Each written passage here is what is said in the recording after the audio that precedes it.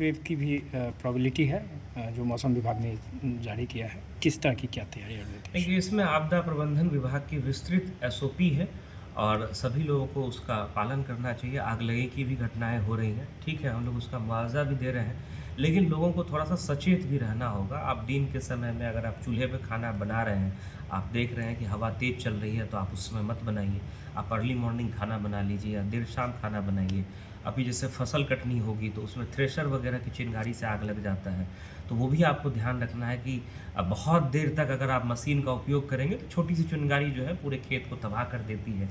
आप अगर ऐसे ज्वलनशील पदार्थ या इस तरह के जो एकदम सूखा हुआ जो पदार्थ होता है जिसमें आग लगने की संभावना है अगर वहाँ पर, तो वहाँ पानी का की व्यवस्था रखें, बालू की व्यवस्था रखें। फायर ब्रिगेड की गाड़ियाँ सभी प्रखंडों में हैं और आप हमारे टोल फ्री नंबर पर, डीओसी पर, 112 पर सूचना भी दीजिए कि अगर कहीं पर आग लगती है तो तुरंत फायर ब्रिगेड की गाड़ियाँ भी जाएंगी। लेकिन स्थानीय स्तर पर जो गांव में लोगों को तैयारी करनी होती है कि अनावश्यक आग जला करके छोड़ देना या धुआं कहीं निकल रहा है तो उस पर ध्यान नहीं देना, बीड़ी सिगरेट पी करके या दिया सलाई का कोई टुकड़ा फेंक देना, जब आप फसल कटनी कर रहे हैं तो उसमें थ्रेशर या इस तरह के अन्य उपकरण को इतना अधिक यूज़ कर लेना कि हिट हो करके उसमें कोई चिंगारी लग करके फसल में आग लग जाए, तो ये सब का ख्याल रखना है। और जहाँ इस तरह की एक्टिविटी हो रही है वहाँ आग से बचाव के लिए आप बालू, पानी, ये सब सामग्री आप इकट्ठा करके भी रखिए। आपदा प्रबंधन की विभाग की और प्राधिकरण की इस पर विस्तृत दिशा निर्देश है, उसका सबको पालन करना चाहिए। इसके अलावा हम लोग सब लोग जानते हैं कि मुजफ्फरपुर ज़िले और आसपास के जो ज़िले में प्रमंडल में एईएस और जेई को लेकर के, जिसको हम लोग चमकी बुखार भी जानते हैं, उसको लेकर के भी जो है तैयारियां चलती हैं।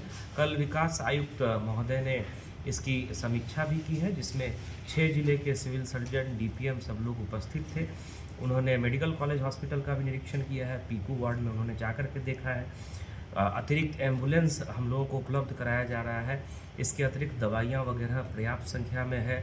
डॉक्टर्स की जो है तैनाती पर्याप्त संख्या में की गई है।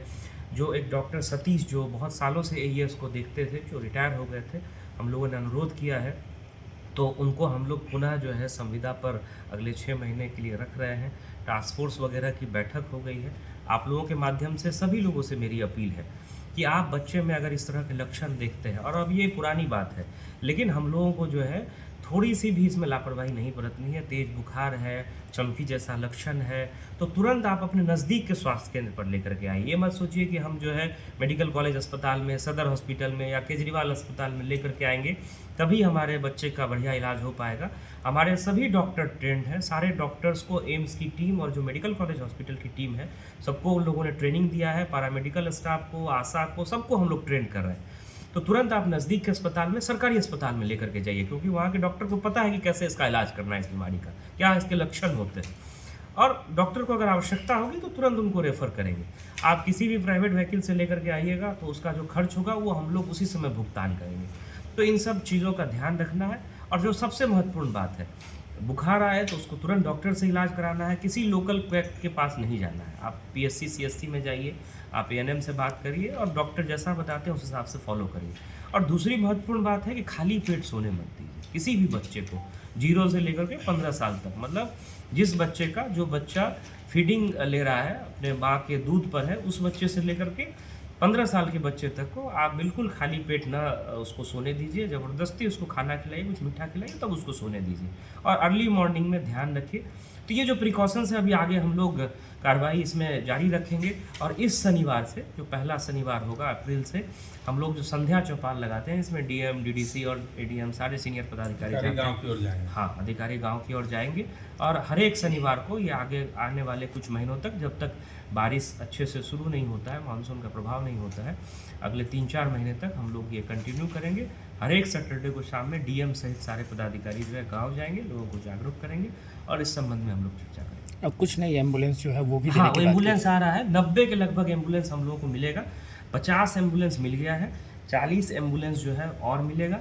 इसके अतिरिक्त कल 2 और महत्वपूर्ण निर्णय जो विकास आयुक्त महोदय ने, जो अपर मुख्य सचिव स्वास्थ्य विभाग भी है, क्रिटिकल केयर यूनिट जो है वो बनना है एक मेडिकल कॉलेज हॉस्पिटल में, और एक सदर अस्पताल के लिए भी हम लोगों ने जो ईडी है हेल्थ सोसाइटी के, उनसे अनुरोध किया था, तो उसकी भी स्वीकृति हो गई है। तो कोई एक्सीडेंट का केस आता है, कोई बहुत इमरजेंसी की सिचुएशन में कोई मरीज़ आता है, तो क्रिटिकल केयर यूनिट सदर अस्पताल में भी और मेडिकल कॉलेज हॉस्पिटल में भी बनने जा रहा है। इसको लेकर के टेंडर वगैरह की प्रक्रिया जो है बहुत जल्दी शुरू हो जाएगी। इसकी भी कल सैद्धांतिक सहमति विकास आयुक्त महोदय ने दी है और कल वृहद समीक्षा बैठक हुई है, उनका निरीक्षण हुआ है। तो हम लोग जो भी निर्देश है विकास आयुक्त महोदय का, उसका हम लोग अनुपालन करेंगे। और सभी लोगों से मेरी अपील भी है कि खुद इसमें जो है हम लोगों को एक्सपर्ट नहीं बनना है। जो डॉक्टर बोलें, जो एक्सपर्ट बोलें, उनकी बात सुनिए और आप निश्चित रूप से अपने अस्पताल में बच्चे को आप कोई भी बुखार जैसा लक्षण देखते हैं तो आप लेकर के जाइए।